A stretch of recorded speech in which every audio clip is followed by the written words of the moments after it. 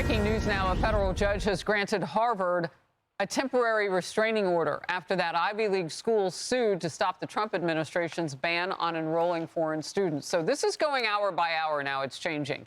An expedited hearing now is also set for Tuesday at 9:30 a.m. in Boston federal court. So right after the holiday, the Memorial Day holiday. President Trump's ban was just issued yesterday. And he did this in response to what the DHS calls the Ivy League's pro-terrorist conduct in response to campus protests. The move marks another hit to the university, which already is facing huge cuts to federal research funding. So Trump's taken the money, and he wants to block who's coming into this country. Some 27% is the number of foreign students on campuses. He wants to slow that down, just like he slowed down the U.S. border, so he can see who's in this country.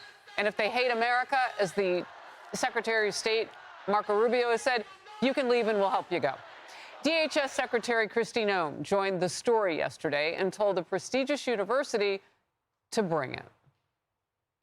Harvard brought these consequences upon themselves. Harvard has a history of allowing not just protests, but violent protests where students were assaulted, they were discriminated against.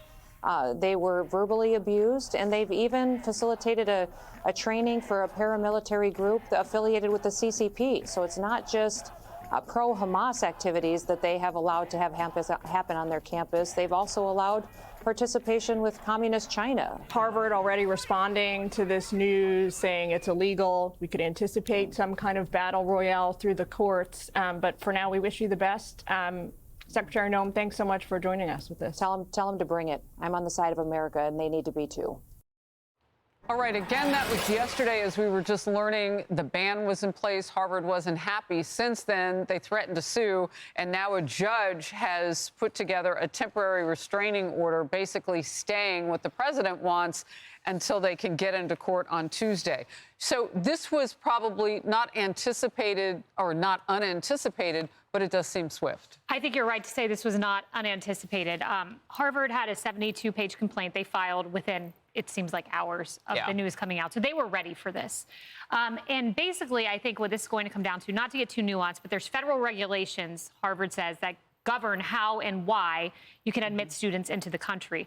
Harvard says we tried to comply with Kristi Noem, and they do in painstaking detail. They put down to timestamps. Here's what we gave her. Here's when we gave it to her. There are things we couldn't give about the foreign students, like private information. The Trump administration wanted their coursework of every single student in the university. Why wouldn't they want to give that? Isn't that public when they go to class? We know what they're studying when they get to class. Right. So they had this negotiation going back and forth with Kristi Noem.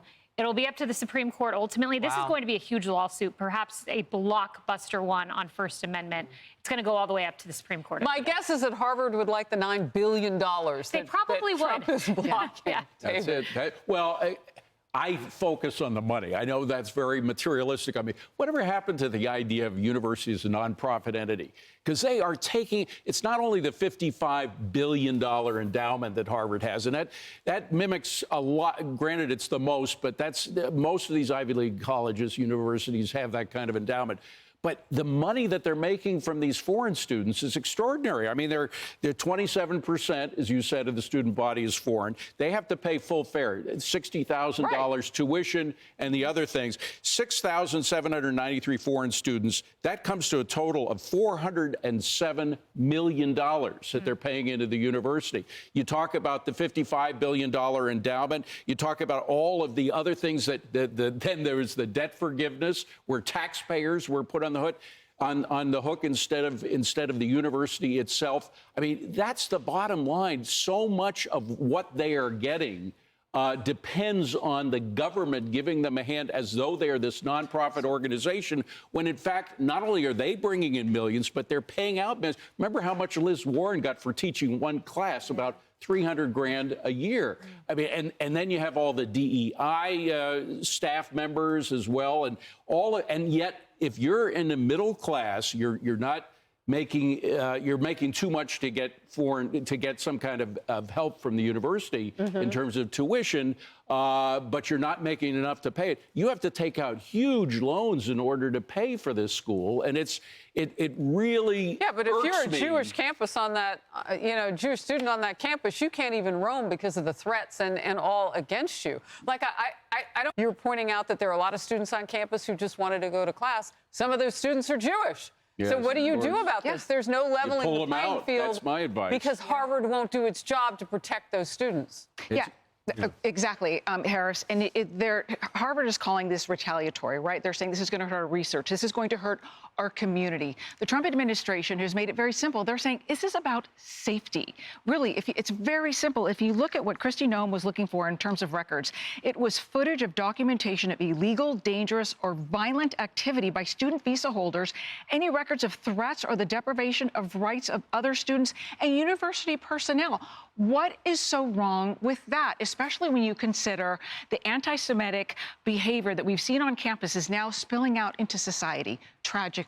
And the Trump administration has said enough is enough, and this is what enough looks like. Yeah, well, America has said enough is enough. Yeah. I mean, I would think, Tommy, that we're in unison across the country, but certainly in the White House. I mean, the president has been very clear on this. I don't think a lot of those people would be minors either. Right. Like, there are some who go to college and they're 17 before that first birthday freshman year. But for the most part, what you're talking about is not being able to get information on grad students and on people who are going to public courses. Yeah.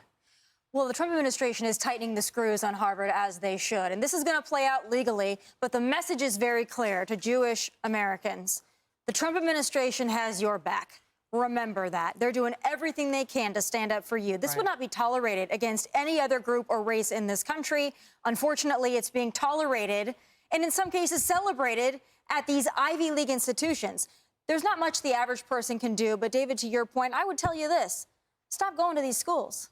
Go to the SEC schools where they love America, where they respect people's rights and their religion. That's why people are going to Tennessee. They're going to Alabama. They're going to Mississippi. They want to go to schools where they can have fun and they can learn. They don't want to go and deal with this on campuses. You just watch. In the next few years, the SEC schools and some of these great schools down where I am, they're going to be overflowing. And we welcome it. And they're beautiful places to live. And it speaks to your point, David. Those kids who really just want to go and have an education and the playing field. And frankly, you get a better return on your investment, too, if you go to these smaller schools. There you go. Hey, everyone. I'm Emily Campagno. Catch me and my co-hosts Harris Faulkner and Kaylee McEnany on Outnumbered every weekday at 12 p.m. Eastern, or set your DVR. Also, don't forget to subscribe to the Fox News YouTube page for daily highlights.